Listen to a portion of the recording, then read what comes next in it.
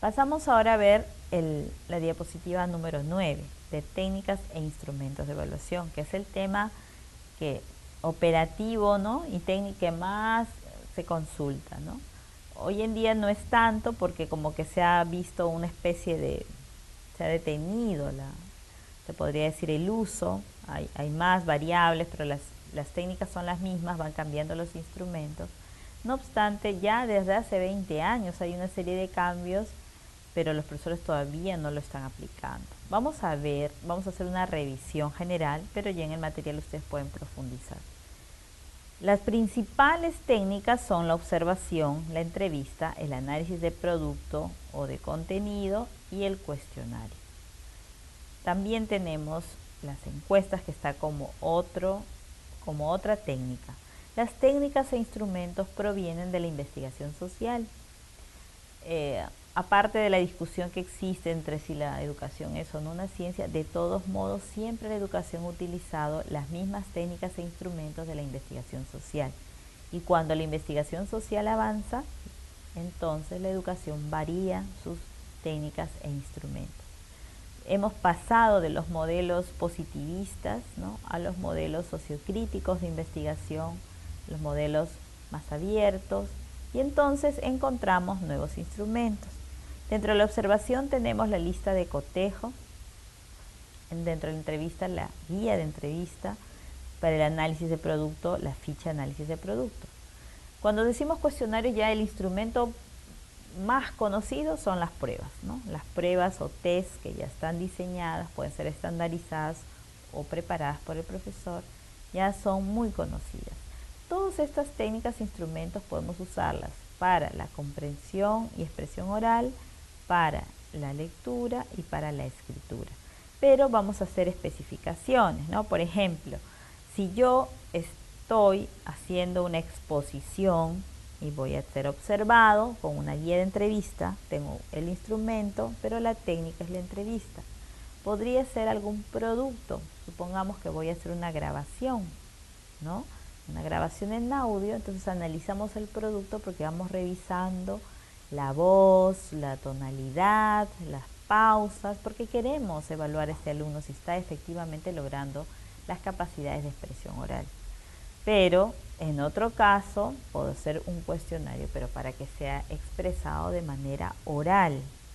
Esto cambiará si tenemos vamos a evaluar un producto escrito, ¿no? Supongamos que les mandamos a escribir una carta, una receta, unas indicaciones. Entonces usaré una ficha de análisis de producto. Cuando analizo textos escritos que ha sido resultado, ¿no?, después de una lectura, los voy a ir compilando en un portafolio. El portafolio es un procedimiento, no es propiamente una técnica ni un instrumento. El portafolio es un procedimiento que sirve mucho porque no se trata solo de un folder o archivador donde juntamos todos los trabajos, sino que la clave o lo que distingue un portafolio es usar las hojas de reflexión, autorreflexión personal y trazarse metas.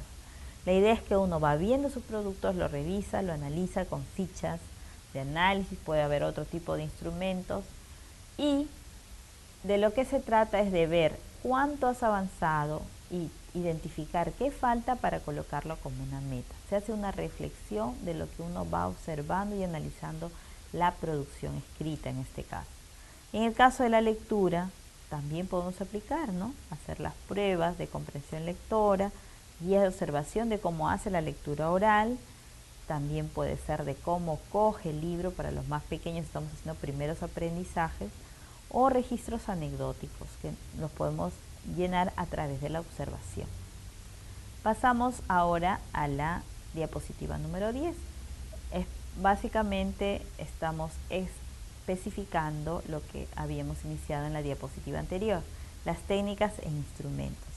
Las técnicas e instrumentos más conocidos y más utilizados son los cuestionarios, las encuestas Y cuando decimos otros es porque los profesores a veces hacen un mix, ¿no? Cruzan, diseñan cierto tipo de instrumentos que no propiamente dicho no están ubicados en una clasificación, pero que igual nos sirven para lo que necesitamos, que es recoger la información.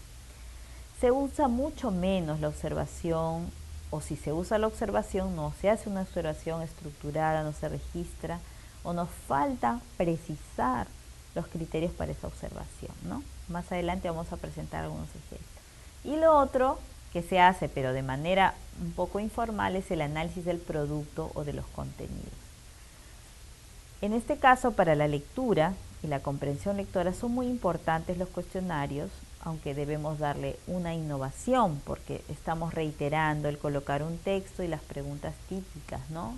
Del título, los personajes, ideas principales o acciones, cuando eso está más ligado a lo que se conoce como tratamiento del texto y el análisis de texto, ¿no? De texto literario.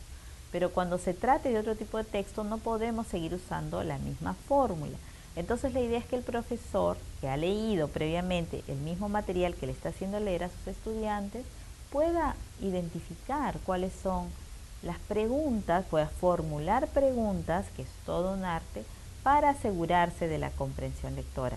Es cierto, se dice, ¿no? Casani, que es uno de los expertos, dice que difícilmente uno con ese tipo de preguntas puede asegurarse la comprensión. Entonces no buscamos seguir en lo mismo de hacer el análisis de texto, sino hacer preguntas que nos acerquen a las percepciones, a las interpretaciones que ha hecho el estudiante en su lectura. Pasamos ahora, para ya ir finalizando, a las preguntas. ¿Cómo entendemos la evaluación en estos tiempos, ¿no? Ya no podemos seguir con un enfoque tradicional de evaluación donde se trataba de ver el error, en qué te has equivocado, donde el error era mal visto. Hoy en día estoy hablando desde hace más de 20 años, estamos con el enfoque de ayudar a mejorar. La evaluación es para ayudar a mejorar y que el error es una posibilidad de contribuir en tu mejora del aprendizaje. O sea, no el error como algo malo, sino como posibilidad de aprendizaje. ¿En qué se diferencia de las formas tradicionales? Justamente en esto, en que yo me voy a acercar con una mirada de ayuda, de mediación a los estudiantes, no de como de chequear o verificar, estar detrás de dónde se equivoca, ¿no? Sino más bien comprometerme en acompañar ese proceso para que pueda mejorar. Si no, no tiene sentido nuestra tarea educativa.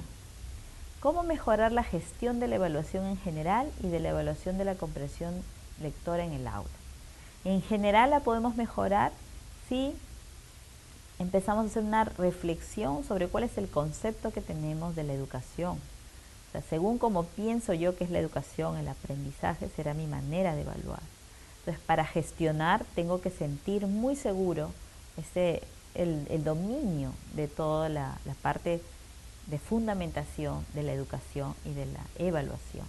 Una vez que tengo eso, me tengo que preparar para manejar bien las herramientas que me permitan planificar y ejecutar adecuadamente la evaluación.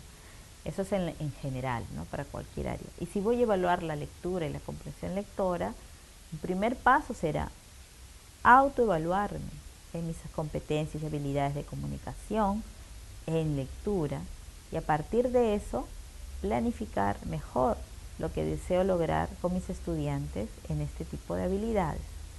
Porque en el enfoque comunicativo que está aplicado para la enseñanza de la lengua, encontramos una correspondencia con el enfoque de evaluación formadora, que más adelante veremos, que está basado en establecer una adecuada comunicación para poder mejorar los resultados de evaluación.